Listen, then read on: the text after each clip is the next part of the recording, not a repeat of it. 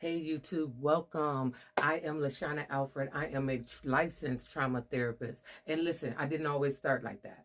So I went from prison to success. And I am about to share with you a clip of me teaching a women's empowerment group, teaching them the 3 lessons that I've learned while being confined. And those same lessons has helped me go from 0 to 6 figures. So if you're interested, watch to the end so you can get all 3 lessons so you can take control of your life and go from setback to success, failure to fulfillment. Stay tuned. See you on the other side. What you know about rolling down in the deep? When your brain goes numb, you can call them mental freeze. When these people talk too much, put the shit in slow motion. Yeah, I feel like an astronaut in the ocean. What you know about rolling down in the deep? To be self-disciplined, paying attention to the messages we tell ourselves. A lot of times we can find ourselves being offended, and when you sit back, it's like, okay, why was I really offended by this? What is actually happening on the inside of me? And so a part of this lesson, as I'm teaching on self-discipline, is not just that easy when we have some other underlying issues, childhood things, trauma that we haven't healed from. And so I want you to be thinking about that as we're going through this lesson. And so many women feel trapped in their circumstances, whether it's life challenges, toxic relationships, or fear of change.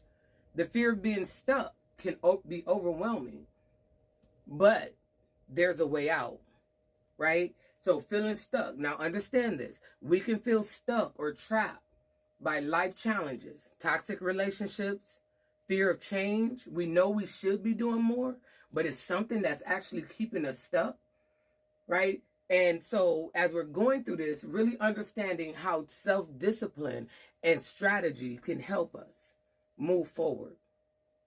So this is what prison taught me about discipline. In prison, my freedom was gone, right? Like I couldn't move. I couldn't leave when I wanted to. I couldn't make phone calls when I wanted to. Like my freedom was gone. But I learned that mastering my mind was in my control. That's what I learned. And so I had to create my own mental structure. I had to ask myself, do you want to assimilate or get in line with what everybody else is doing? Or do you want to pull back so your experience wouldn't just be, I was in prison, but your experience would be one that, guess what? I went through prison. It molded me, shaped me. I was underneath my situation. Then I found myself in the middle of it. Now I'm standing on top of it. So I created my own mental structure, waking up early, praying, reading, writing, and self-reflecting. So when we're talking about creating a mental structure, it don't need anybody else. Notice what I said, waking up early, praying, reading. Reading allowed me to get some new information, because all the information I was working with was the information that I've learned from the people in my life who was absolutely not where I desired to be. Writing and self-reflecting. How did I get in this place? I remember one question I asked myself, because here I am pregnant and in prison with 2 sons that I left at home around Christmas time. And I asked myself the question, if you ask your sons what would they want now, do you think they would say a Nintendo? Do you think they would say, at the time it was pagers out? What do you think they would say? Undoubtedly, they would have said, I want my mama. But I was making decisions trying to get my kids material stuff, and it took me away from what they needed the most, or it took away what they needed the most, which was me. So paying attention to the beliefs that we have based on childhood experiences and other environmental exposures. So that discipline shaped the person I am today and led to my success. I still wake up early. I still pray. I still read. I still write, and I still self-reflect. Understand, in prison, it's a routine. You get up, you go to breakfast, you go back to your cell, you do whatever they have in line for you to do. But what they could not control was what I was going to allow to play in my mind. They couldn't control that. And so as you're going through this thing called life, pay attention to who and what you're allowing to control your mind. So the power of routine. Success isn't about luck.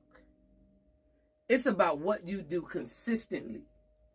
I want to commend you for even being on this training consistently. Consistently. So success isn't about luck.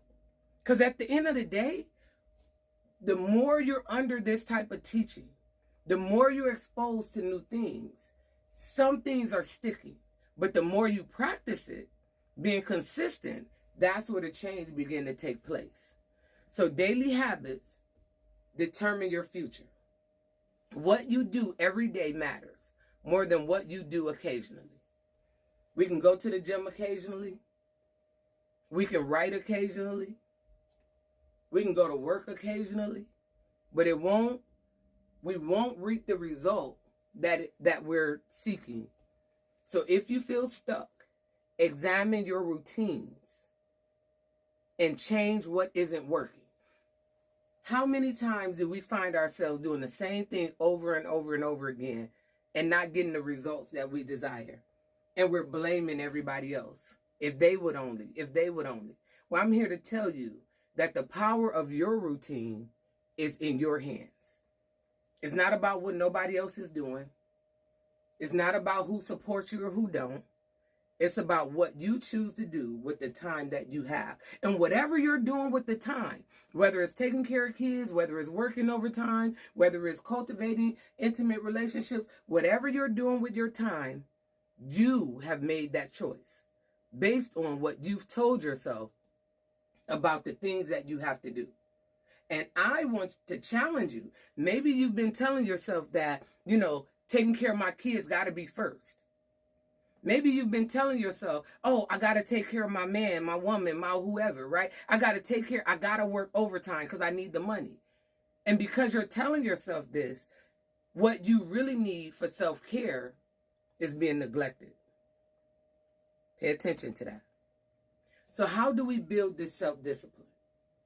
We must set a daily schedule and stick to it. And I want you to start small. Last course, we was talking about starting small. Consistency is more important than intensity. Consistency is more important than intensity. It's funny story. My husband, he will go to the gym like once every 6 months. But when he go to the gym, he's going all in. I'm talking about he got the heavy weights. He on the treadmill running fast. And I'm like, whoa, hold on, partner.